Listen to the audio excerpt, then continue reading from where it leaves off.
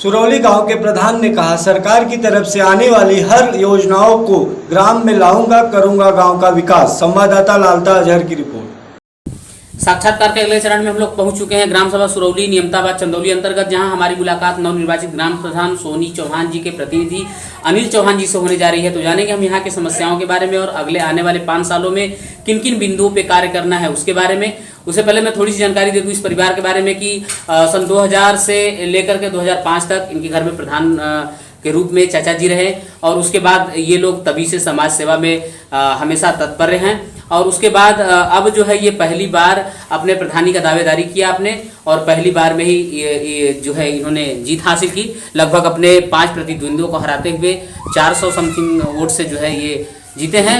और यहाँ की गांव की जनता ने जो है बहुत काफ़ी स्नेह और प्यार दिया है अपना कि पहली बार में इनको जो है प्रधान पद के रूप में स्वीकार किया। तो आइए मिलते हैं अनिल चौहान जी से और जानते हैं यहाँ की समस्याओं के बारे में। प्रधान जी नमस्कार।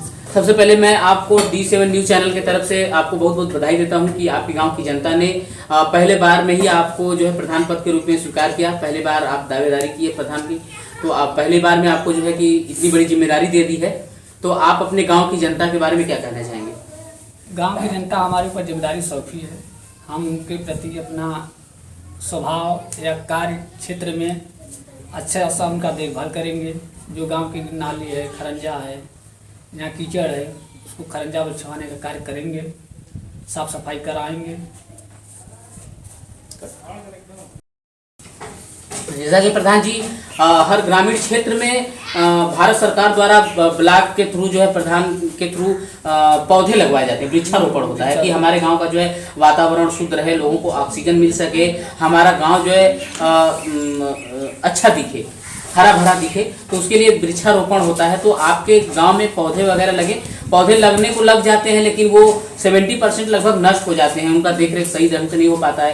कुछ तो पानी की वजह से खराब हो जाते हैं, कुछ जो है गांव के आवारा पशु जो है जानवर होते हैं वो चर जाते हैं। तो मिला जुला करके देखरेख सही से न होने के कारण जो है नष्ट हो जाता है। मात्र 30% ही पौधे बच पाते हैं, क्योंकि पौधे हैं तो जीवन है, उसी से ऑक्सीजन मिलता है, उसी से आदमी जो है बीमारी मुक्त रहता है। तो आपके गांव में पौधे लगा और आपने सजेस्ट वगैरह किया कि नहीं किया लोगों को, कैसे पौधे को बचाया जाए, कैसे क्या किया जाए? ये पौधा वृक्षारोपण का कार्य हुआ जी, उसमें मतलब सार्वजनिक जगह पर पौधा लगाने का सरकार का मंशा थी कि जैसे स्कूल हो, पोखरा हो, वहाँ पर कुछ लगवाएं पेड़। हम वहाँ पे मान लीजिए आवारा पशु घूम रहे हैं, बकरी भेड़ सब चर जा रहे हैं, इसलिए हम पर्सनल सबको 2-2 4-4 पेड़ दे दिए जी घर पीछे। वो अपना लगाए हैं, वो अपना देखभाल कर रहे हैं जी। आपने सजेस्ट किया उनको कि कैसे बचाना है, कैसे। हाँ, उसमें हम ये इसलिए दिए घर घर की आप 2-2 4-4 पेड़ लगा लेंगे तो आप अपना एडजस्ट कर लेंगे जी। और हम लगाएंगे तो उसका सब लोग ध्यान नहीं देंगे।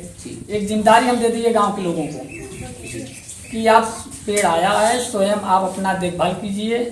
जितना आपको जगह है, अगर 2 पेड़ 4 पेड़ 5 पेड़ 10 पेड़ की जरूरत है तो ले जाइए, लेकिन उसका देखभाल कीजिए। सरकार की मंशा है कि पेड़ तैयार और इसलिए कि आदमी को ऑक्सीजन की कमी थी अभी जी, कहाँ से ऑक्सीजन मंगाया गया ये कोविड-19 के तहत, कितने आदमी का इसमें डेड भी हो गया ऑक्सीजन की तरह। तो सरकार इस पर फोकस की है, सरकार इस पर लागू काम किया है। इसलिए हमारा मंशा था कि हम अगर सार्वजनिक जगह पर लगाएंगे तो उसका देखभाल कोई नहीं कर पाएगा। इसलिए गांव में हर घर 2 पेड़ 4 पेड़ जिसके पास जितना जगह था हम उतना वितरण कर दिए हैं, इसलिए कि भारत स्वस्थ हम भी स्वस्थ। बिल्कुल। स्वच्छ भारत स्वच्छ मिशन के तहत एक योजना चलाई गई थी भारत सरकार द्वारा कि हर ग्रामीण क्षेत्र में हर घर में शौचालय हो, ताकि कोई भी बाहर में शौच ना करे। बाहर में शौच करने से काफ़ी गंदगी होती है, रोड भी खराब होते हैं और काफ़ी बीमारियां भी होती है, गाँव के लोग बीमार भी पड़ने लगते हैं। तो इसके लिए हमारा भारत स्वच्छ रहे और बीमारी मुक्त रहे, तो उसके लिए हर घर में शौचालय बनवाने का जो है योजना चलाई थी। तो आपके गांव में सभी लोगों के पास शौचालय हो गया या आज भी कुछ ऐसे परिवार है जो बाहर में शौच करने को भी बस है? नहीं, सबको तो पूरा नहीं हुआ है जी। शौचालय भी हम डाले हैं अपने ब्लॉक पे, कुछ लोग का भी बाकी है और बन चुका है। जो सामुदायिक शौचालय है वो भी भाई रुका पड़ा है जी, उसका कार्य चलने वाला है। मतलब इस चुनाव को लेकर थोड़ा रुक गया था काम, और शौचालय में वहाँ ब्लॉक से उस पर सामुदायिक लोग जो हैं ये चल रहा है, समूह चल रहा है जो उनके तहत वहाँ पे साफ़ सफाई के लिए रखा जाएगा। उनका नियुक्ति भी हो चुका है, उसमें बस हैंडपम्प लगवाना है, समरसेबुल या शौचालय चालू हो जाएगा। और शौचालय के लिए और जो बाकी घरें हैं उनको लिए भी लिख के हम लोग दे दिए हैं कि जल्द से जल्द ये भी बन जाए। हर ग्रामीण क्षेत्र में प्रधान जी एक प्राथमिक स्वास्थ्य केंद्र हुआ करता है, भारत सरकार द्वारा बनवाया गया था कि मतलब हर गांव में छोटी मोटी परेशानियां अगर कुछ हो जाए तो वो अपने नज़दीकी स्वास्थ्य केंद्र में जाकर के जो है अपना ट्रीटमेंट वगैरह करा सके, उनको काफ़ी दूर न जाना पड़े, प्राइवेट हॉस्पिटल में न जाना पड़े, क्योंकि काफ़ी दूर जाएंगे समस्या होता है, रात बिरात भी दिक्कत होती है। तो आपके गाँव में प्राथमिक स्वास्थ्य केंद्र है, वहाँ पे कुछ है ऐसा? हमारे गांव में प्राथमिक स्वास्थ्य नहीं है, हमारे नया पंचायत भरछा में है जी। मान लीजिए यहाँ से 1 किलोमीटर 1.5 किलोमीटर दूरी पर है जी। एक नया पंचायत में एक ही तो बनना था, हर गांव तो बनता नहीं है। जी जी जी। इसलिए हमारा गांव प्लस नया पंचायत हमारा जो भरछा है मात्र 1 किलोमीटर की दूरी पर है। इसलिए जो भी परेशानी आदमी के अंदर आती है तो वहीं पे चला जाता है जी। वहाँ पर उनका ट्रीटमेंट हो जाता है। वहाँ पे सरकारी डॉक्टर भी बैठते हैं और मतलब पर डे ही बैठते हैं। मान लीजिए इस समय छुट्टी है उन लोगों का तो नहीं बैठते हैं, लेकिन पर डे बैठते हैं वहाँ पर। होम्योपैथी की दवा भी मुफ्त मिलती है, गांव के जितने भी आदमी जाते हैं उनका दवा वितरण होता है।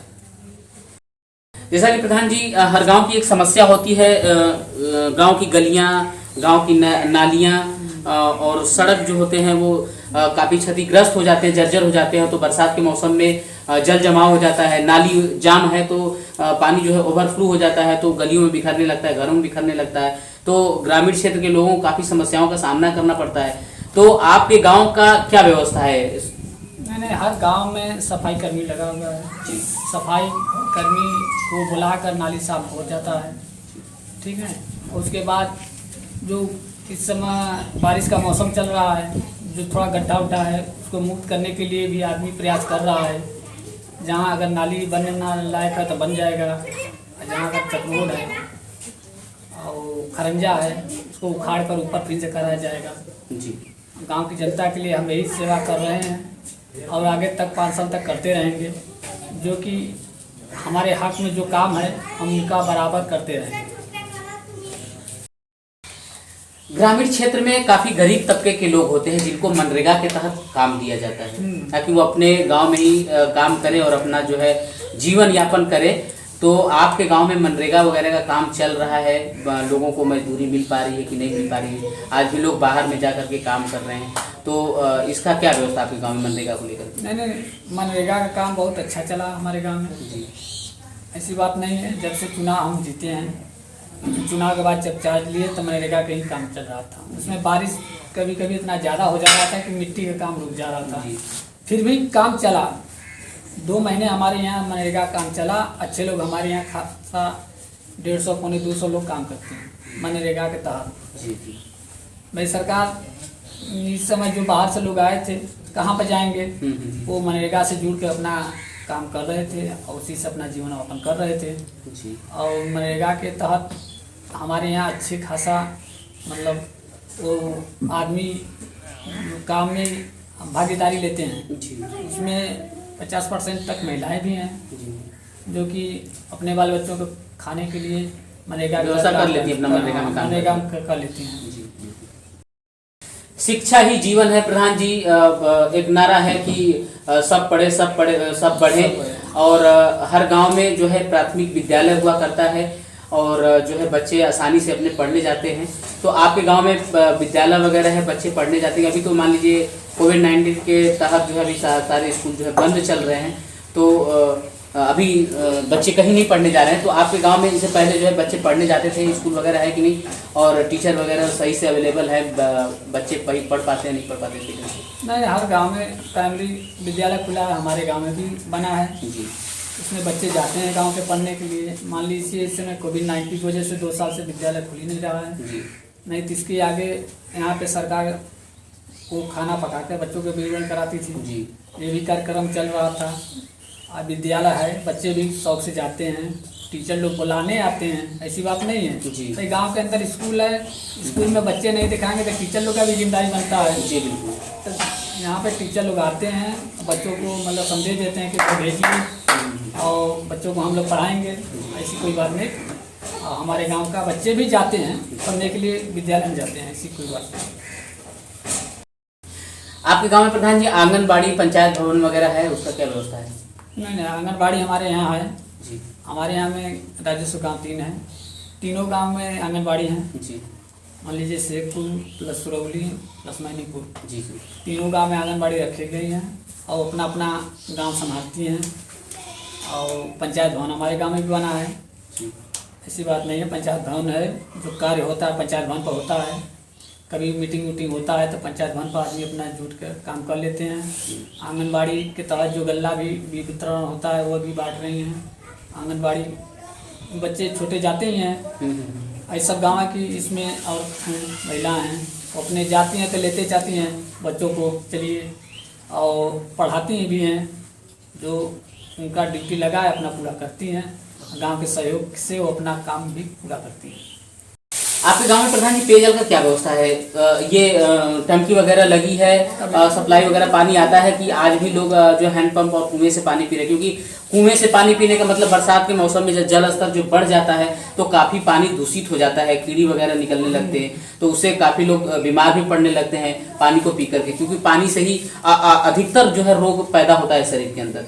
तो आपके गाँव में पेयजल का क्या व्यवस्था है? पेयजल अभी सरकार का था, हर गांव टंकी लगने का, वो अब हमारे यहाँ से कालम पूरा होकर चला गया है, सर्वे हो गया है, गांव के लोग जुटे थे, उसमें सब लोग अपना दस्तखत बनाए कि हमको टंकी की ज़रूरत है, पानी आदमी स्वच्छ पिए। इस समय हमारे यहाँ जो हैंडपम्प लगे हैं सरकारी, उन्हीं के चलते सब लोग पी रहे हैं। कुछ लोग के पास कुआँ भी है, उससे अपना पी रहे हैं, लेकिन ये लगेगा 2022 तक जी बता रहे थे इसका कार्यकाल चालू हो जाएगा। और उसमें सब लोग आए थे, पेयजल के तहत सबका समर्थन हुआ है कि हमारे यहाँ में भी लगे, तो पूरा कालम हो गया है। अब देखिए ब्लॉक से या जिले से कब तक इसका आता है। आपके गांव में प्रधान जी सफाई को लेकर के क्या कहना चाहेंगे? सफाई कर्मी वगैरह अवेलेबल हैं, सब लोग अच्छे साफ सफाई का ध्यान रखते हैं, आप काम करवाते हैं कि गंदगी वगैरह का ज़्यादा सामना करना पड़ता है?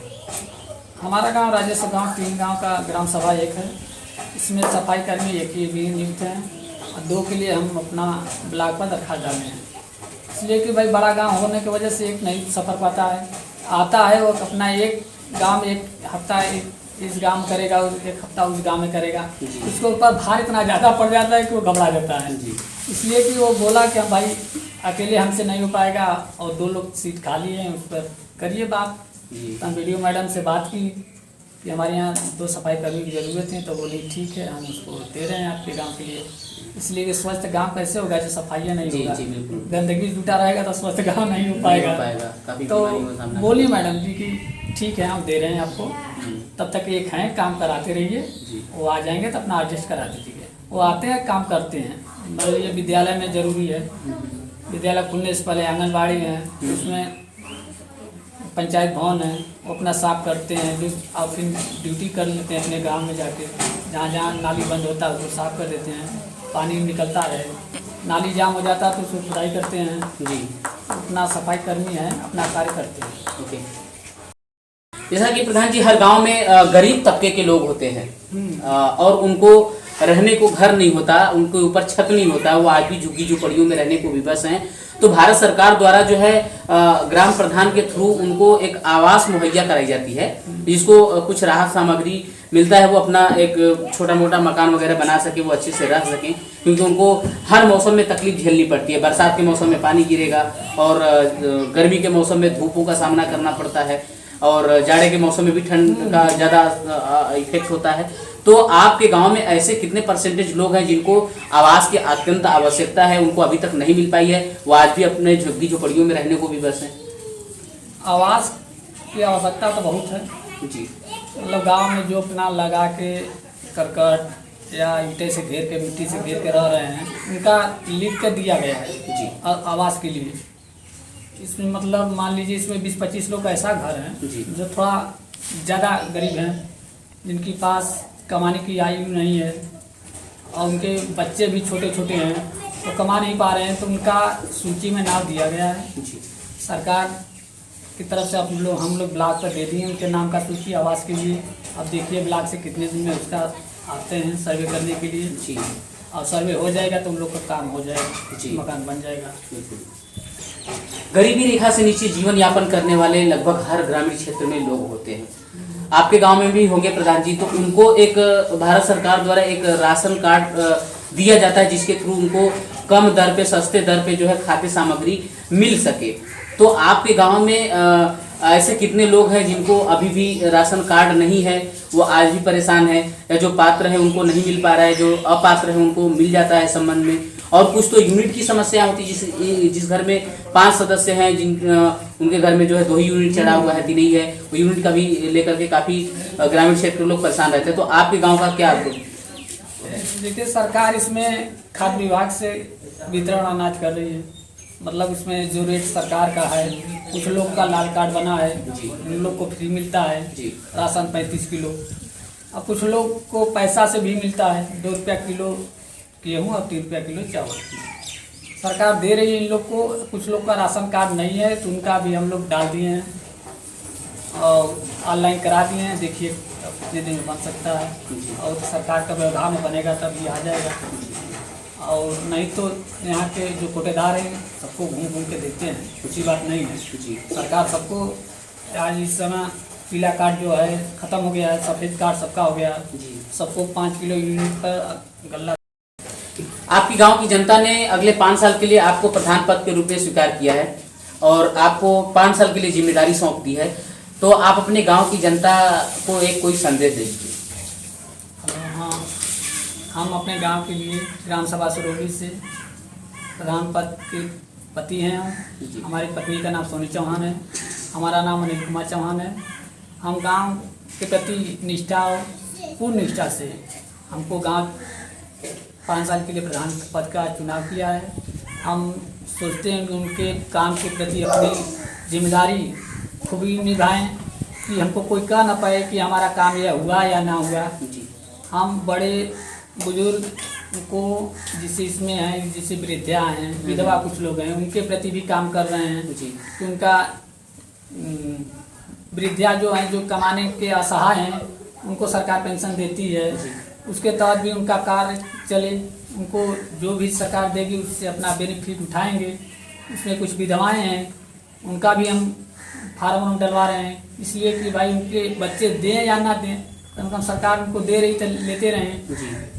दूसरी बात, गांव के प्रति हम यही चाहते हैं कि हमारा गांव स्वस्थ रहे और सुंदर रहे। इसमें नली हो चाहे खरंजा हो, हम उसको फिर से जहाँ लग रहा है पानी लग रहा है, कीचड़ लग रहा है, उसको कबाड़ कर फिर से दुरुस्त कराएं कि आदमी को पैर में कीचड़ ना लगे। यही सरकार की मंशा है कि स्वस्थ रहेगा तभी स्वस्थ गांव रहेगा। जी बिल्कुल। भारत सरकार का भी इसमें कहना है कि स्वस्थ भारत अभियान चला रही है जो, उसी के तहत हम लोग काम कर रहे हैं।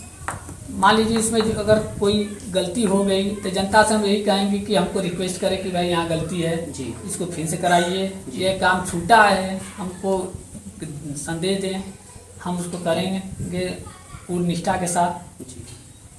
और यहाँ पे मान लीजिए इतना बड़ा गांव है, बहुत लंबा गांव हम लोग का है, मतलब एरिया थोड़ा ज़्यादा है लेकिन जनता यहाँ पे कम है जी। मतलब हमारे यहाँ के 1850 वोट हैं, लेकिन इतना लंबा दूर में छिटा गया है कि इसका एरिया लंबा पड़ता है जी। और गांव मान लीजिए हम लोग का 3 है, राजेश गांव है, इसमें सुरौली शेरपुर मैनीदीनपुर आता है। तीनों गांव का देखभाल हमारे ऊपर जनता सौंपी है, हमको प्रधान पद पर चुनी है, इसलिए हम उनका कार्य भी अपने ही तरह करेंगे कि कोई कहने वाला ना मिले। 5 साल हमारा उन्हीं लोग के बीच में बीतेगा जी, उन्हीं लोग के। बहुत अच्छा लगा ग्राम सभा सुरौली के ग्राम प्रधान अनिल चौहान जी से मिल करके। तो चलते हैं अगले ग्राम सभा की ओर, जानते हैं वहाँ की समस्याओं के बारे में। तब तक के लिए धन्यवाद।